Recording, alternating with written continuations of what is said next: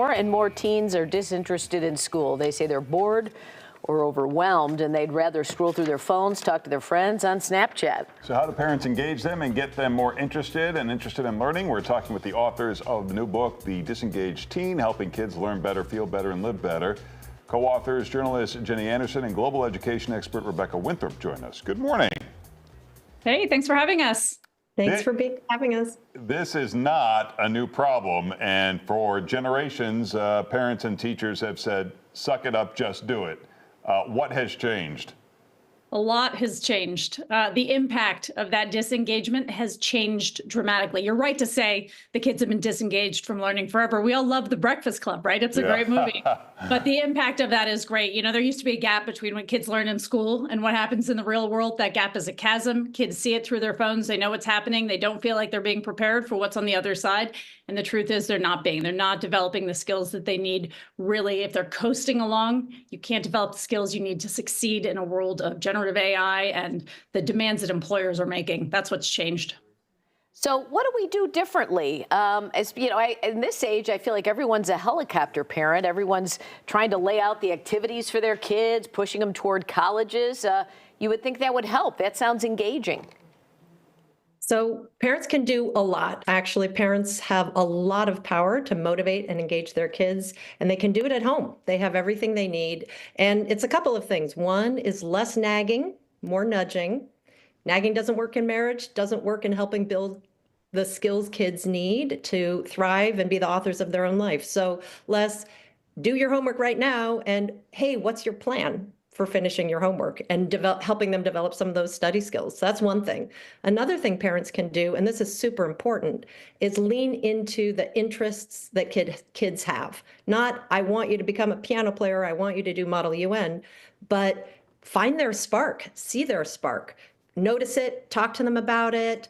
You have to be the bridge. Connect what they're learning in school to the world outside, why it's relevant. Parents can do that just at the dinner table. And also modeling the thrill of learning. Curiosity is contagious, so is curiosity, and less asking, hey, what did you get on your math test? And more, hey, what are you learning in math? And that might be cool if you want to become an engineer. How do you think you might use that?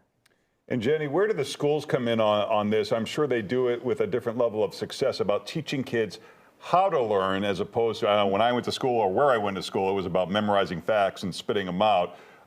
What about the concept of learning how to learn? That's such an important point. I'm so glad you brought that up.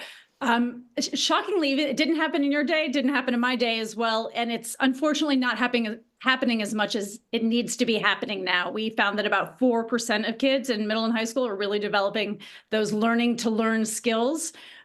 So we really do need to do better at those, because those are very predictive of not just achievement, but also of happiness. They help kids. We were shocked at the number of kids who said to us, I just don't know how to study.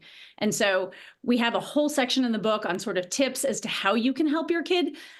Kids kind of have to find the right level. Some kids are bored, some kids are overwhelmed. So we got to figure that out. And then we really do have to just model some of these learning to learn skills, how to get started, how to organize your work. That will require a paper planner sometimes. Everything's done electronically now. Everything's done online. That can be really hard for kids to develop really necessary executive function skills. So, Rebecca, a lot of people worried about the next step for their kids, and especially with college, you have to get this type of SAT score, you have to get these kind of grades. But you guys say that the school you go to is not as important as how engaged you are when you're there.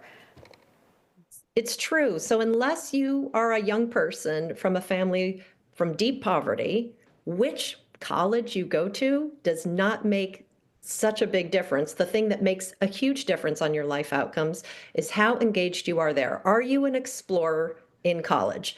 And are you seeking out the professors who can be your mentors? Are you seeking out classes that you think are really interesting? Are you finding peers that you can have lifelong networks with, and clubs that you really love, and you're going to soak up information and opportunities?